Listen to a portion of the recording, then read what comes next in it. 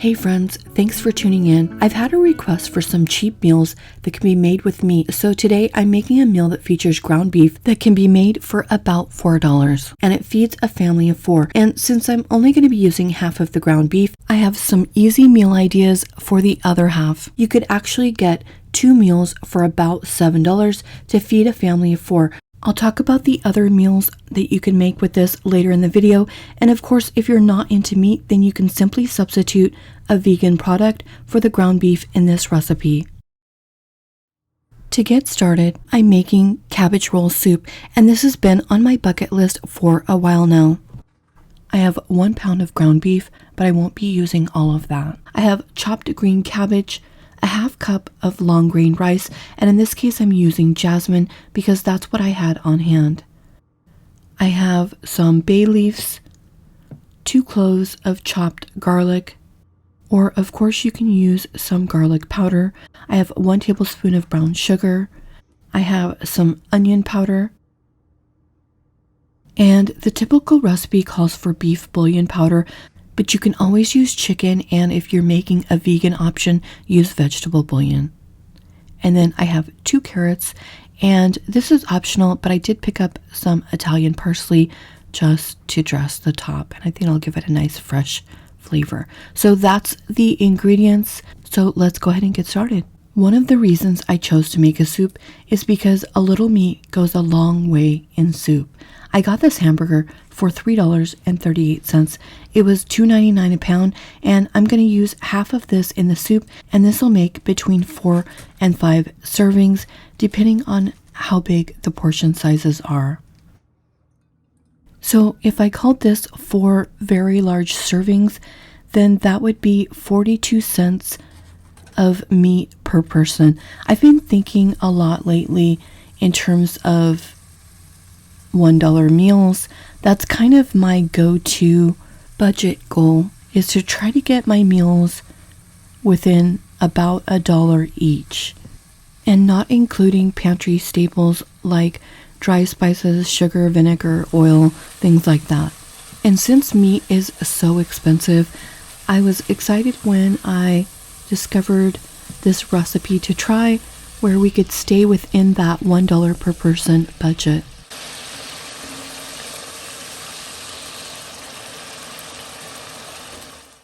I had everything except the ground beef to make this recipe, and so I did a quick search to find out who had the least expensive ground beef near me, and I found a store that had it for $2.99 a pound, which I thought was a great deal. I took a screenshot or a picture of the deal with my phone, and then when I stopped by the store, I couldn't find the ground beef for $2.99 a pound, and since it did say that it was at the meat counter, I went there and asked them for the deal, and so they ended up putting together a special package just for me in order to match the online advertisement. So I thought I would share that as a tip, because otherwise I could have ended up spending a lot more for that hamburger meat. And I did see this online. It said that they had ground beef for $2.56 each, but when I looked at it, it was actually just for 1 hamburger patty, so that wasn't going to work. You always have to make sure that the product that comes up in the search when you're doing the online pricing is exactly the product that you want. The ground beef is now browned, so I'm going to go ahead and add in my chopped garlic. And actually, it does look like I should drain some of this fat out. And I probably should have done that before I added the garlic, but that's fine. I'll just go ahead and do it now. Now, the decision to drain the fat may be a different one for you, but the person that I'm making this for, I know already does get plenty of saturated fat in his diet. So I don't need to add any more. But for people that are struggling to afford food, the fat from ground beef can be a great resource, and it's also good to use as a base for gravies and other things.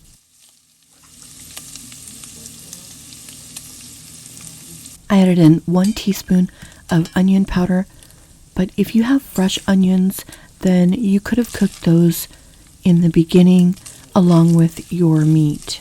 I know some of you have probably already made this with the vegan ground beef substitutes, so if you have, let me know how that's turned out. I've been thinking about it the entire time I was making this, but I just simply didn't have time to make both versions.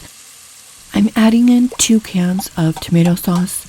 This is going to have a rich, tomatoey, beefy broth in it, because of course we're mimicking cabbage rolls, but this is a very customizable recipe. So if you know that you don't like a rich tomato flavor, then simply leave out the tomato sauce, or maybe even just add in a half of a can so you just have a hint of a tomato flavor, but it's mostly just going to be the rich beef broth flavor. And then of course you just saved yourself the cost of 2 cans of tomato sauce. I'm adding 4 cups of water along with some beef bouillon, or add 4 cups of beef broth. You can always substitute that out for chicken broth, and if you're making it vegan, then obviously use a vegetable bouillon. I'm adding a half cup of long grain rice. This recipe makes a very thick soup, and it's going to thicken even more after it sits. So if you're going to serve this right away, it might be perfect for you, but of course you can always adjust the amount of broth added in, and if you're serving it the next day, you could always add in additional broth at that time. There are lots of ways to make this soup to suit your own tastes. You can either add 4 cups of beef broth or 4 cups of water, and then enough bouillon powder to season your soup. And for me, I'm just going to add 3 teaspoons and start with that and see how it is. And for mine, I'm adding in a teaspoon of ground black pepper. That might be a little much for you and your family, but for me, I do like lots of black pepper. I added in 1 tablespoon of brown sugar. Most recipes that I found called for up to 3 tablespoons of brown sugar. I felt like that was quite a lot for a soup, and in fact, in the end, I think I probably would have liked it best without any sugar. Maybe just a pinch of the brown sugar would have been enough for me. You can always just add a little as you go and then taste it and see how you like it.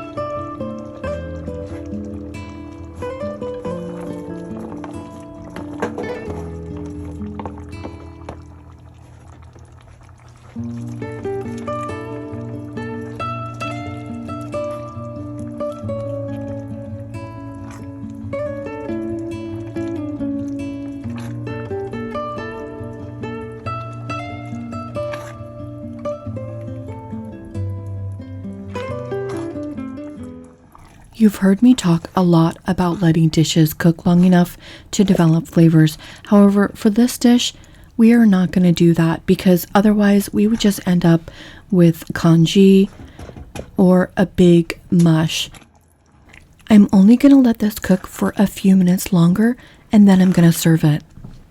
At this point, if you want to add some more broth and thin this out a bit, now is the time to do that. And if you're trying to make your food stretch further, that's definitely what I recommend because you're going to get a lot more servings out of this. However, I'm just going to go ahead and serve it thick like this because I rarely make something this thick. So I want to see how my family responds to this. They are not around right now, but I will make sure to track them down so that they can try this. And in fact, I think I might pack up some of this for their lunch as a surprise. And I'm just going to plate this up. And I am going to try this. I normally wouldn't want to try this just because I really don't care for beef. And more importantly, I don't like beef broth. I just don't like the flavor of it. But I do want to try this because I'm really making this for my viewers. So I want to know what this tastes like. And actually, if you're watching this video, then you know that this tasted great. It's funny because I actually made a video once and it was a recipe that I just didn't really care for. So I ended up just not releasing a video that week.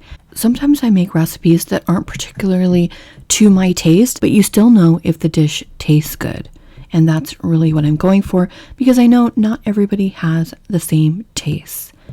And I usually like my soups much brothier, but some people don't like thin soups at all. So that's why I went ahead and made this as thick as I did. And yes, this does have great flavor, especially if you like the flavor of beef. And if you don't, you can always substitute in chicken broth or make this vegan. What's shocking here is how far that half pound of ground beef went, and you still get a lot of the ground beef in every bite.